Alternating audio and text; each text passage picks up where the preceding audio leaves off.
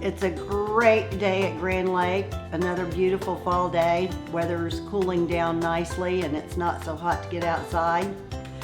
Today we're going to come up with a goat cheese and fig cup using a little phyllo dough and goat cheese, just any kind of natural goat cheese, a little goat cheese and figs.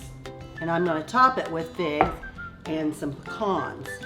So we'll start out with our phyllo cups, which make it real easy to make a light little hors d'oeuvre.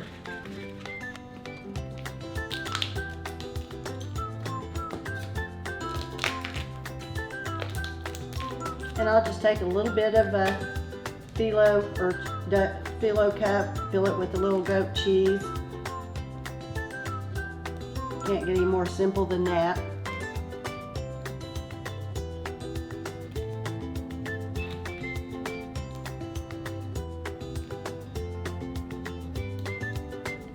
Then we'll take a little, this is just black fig spread,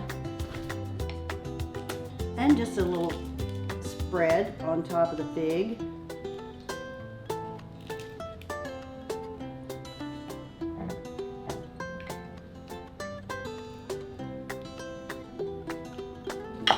Okay, so I've taken some pecan halves from my dad's pecan grove, peeled those out, and we're going to chop those up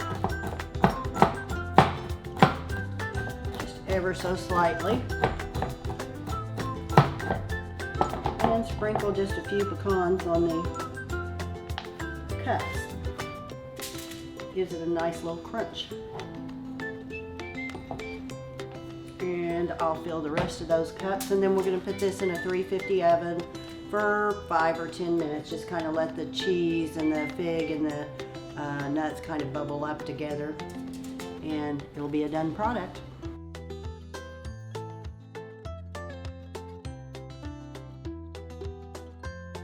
So next up, I'm going to do chicken liver pate.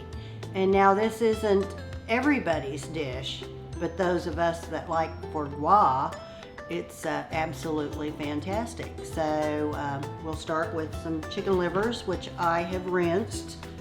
And these we're going to cook a little bit before we mold our pate. And to that, I'm going to add just a little bit of butter. And I like using these little half sticks instead of having a whole stick.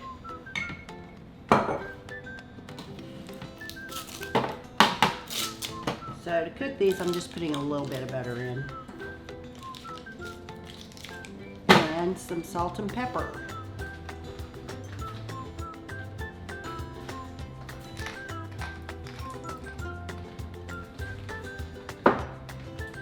And just a dash of salt.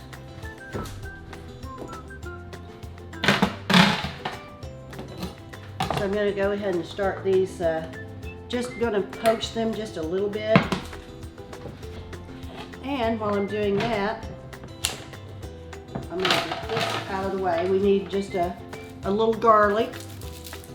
One big clove would be nice. So I always cut the one end off that it attaches with, and then just smash it, and it usually peels right out. So chop that up.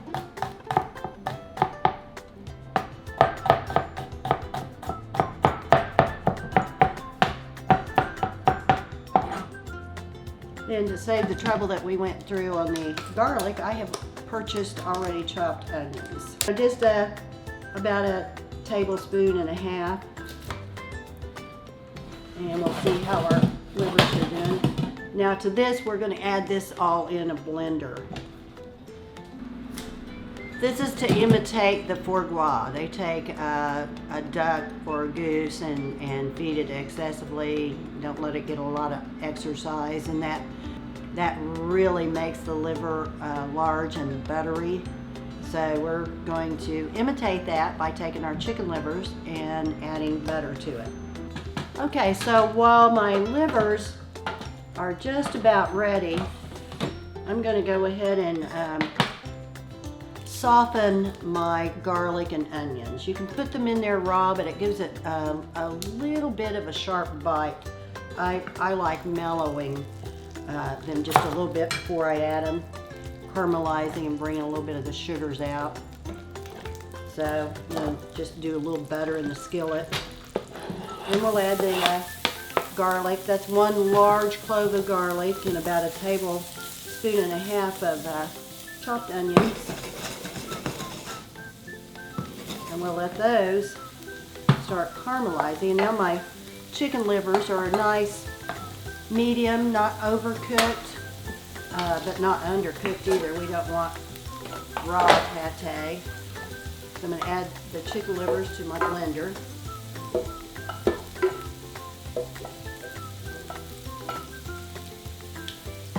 The sugars have come out, and that's kind of mellowed that sharp bite of the onion. Let those cook for a little bit more, and then I like to add a little sherry and a little cognac. Just about a teaspoon of sherry or 2. There again, that's kind of like whatever your palate likes, and just a touch of cognac. This is Courvoisier VS. Christian Brothers or any kind of brandy also will work. And our onions are just right, so we're going to add those in there.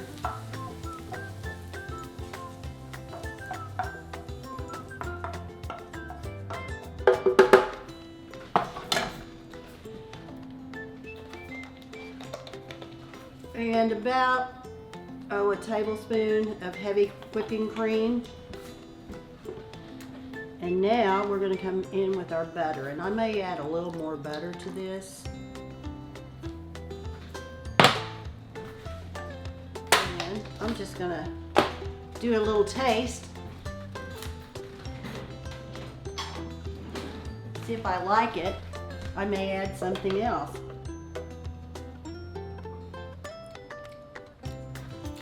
Which I am. Go back in with just a little bit more salt.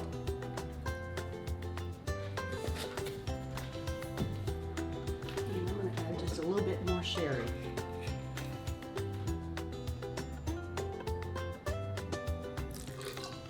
That was a lot of sherry.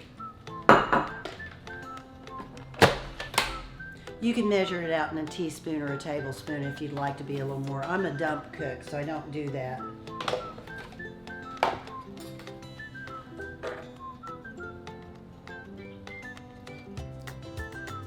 Perfect.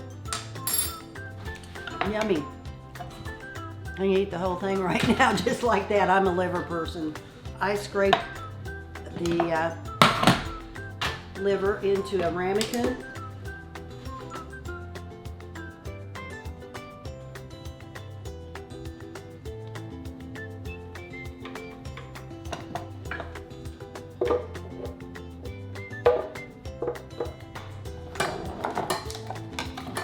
And you can put a little melted butter over the top. The pate in France is usually a little duck fat or a little goose fat. And then just set it in the icebox.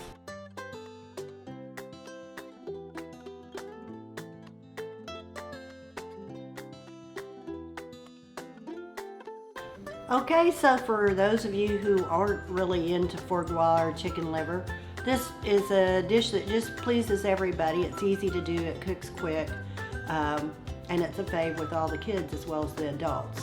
So I'm going to start with chicken breast, and I like to trim the fat off, and then we're just going to take this and strip it.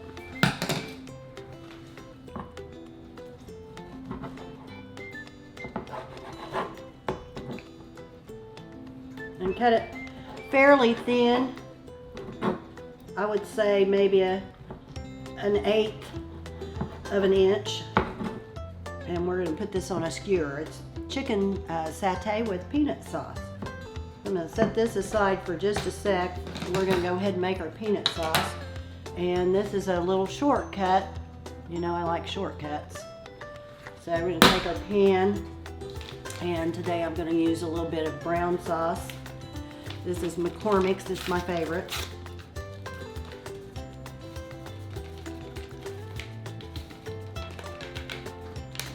A little brown sauce and a cup of water. Stir that up. Let that start thickening.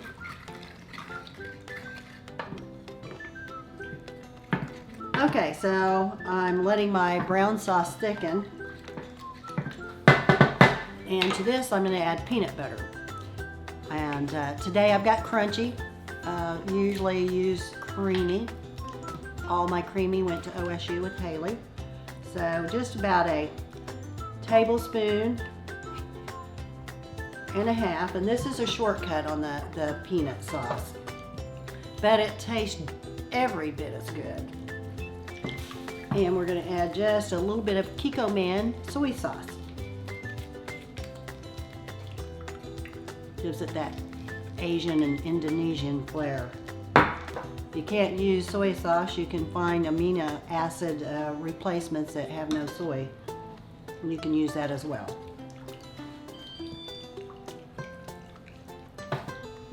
Okay, so while that marries and thickens, I'm going to take wooden skewers. Oh, and I always like to line my... You can do this on the grill too. Just spray your grill so the chicken doesn't stick. Use a little Pam. And then we're just going to skewer these. Just weave the chicken in and out.